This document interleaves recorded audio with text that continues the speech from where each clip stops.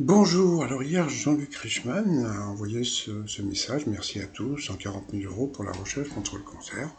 C'est vrai que c'est une belle somme, 140 000 euros. Bon, c'est pas avec 140 000 euros que tu vas trouver quelque chose, mais bon, je pense que le fait que Jean-Luc Reichmann en parle tous les jours, il y a sûrement beaucoup de gens qui ont téléphoné pour qu'il y ait les fameux 5 euros de téléphone, etc., etc.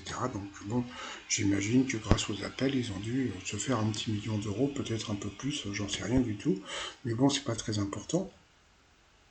Et quand tu vois que ils ont gagné 140 000 euros, en grande partie parce qu'il y a eu des questions faciles dans le dernier coup de maître. Bon, donc on va dire que bon, c'est à peu près normal, hein, ils n'avaient pas voulu mettre que des questions difficiles, sauf que bon, bah, comme je l'ai dit hier, hein, c'était hyper décevant, mais ce qui m'a énervé, c'est pas tellement elle, hein, c'est tous les maîtres de midi, c'est-à-dire que tous les maîtres de midi, à chaque fois qu'il y a une émission spéciale comme ça pour une assoce, j'en ai jamais vu un, depuis que j'ai ma chaîne, j'en ai jamais vu un qui dit bah ouais, bon voilà, j'ai gagné 5000 boules aujourd'hui, je vais en donner 1000, 2000. Alors peut-être que s'il en avait donné 1000, les gens sur internet auraient gueulé en disant ouais, c'est tout, t'aurais pu donner plus, crevard.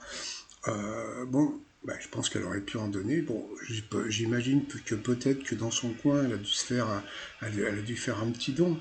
Vous voyez, mais bon, j'aurais préféré que ça se fasse à la télévision. Je trouve que ça aurait été assez joli.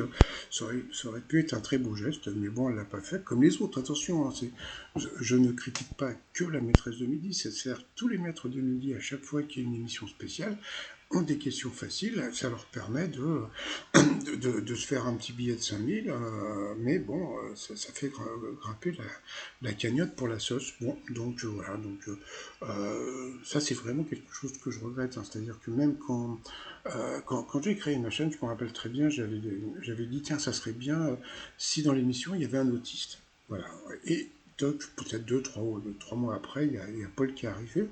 Et bah, c'est un truc que je m'étais dit aussi, ça serait bien s'il y avait des mecs qui faisaient des dons. Moi, j'ai toujours pensé que ça serait bien qu'un jour, il y ait un gagnant, un mec blindé de thunes, vraiment blindé de thunes, et puis à chaque fois qu'il gagne, il dit, bah voilà, Todd, bah voilà, j'ai gagné 5000, je vais donner ça au Resto du Cœur, je vais donner ça à la recherche, etc. Ça, j'attends toujours ce genre de truc, mais bon, ils préfèrent peut-être faire gagner des gens comme ça, lambda.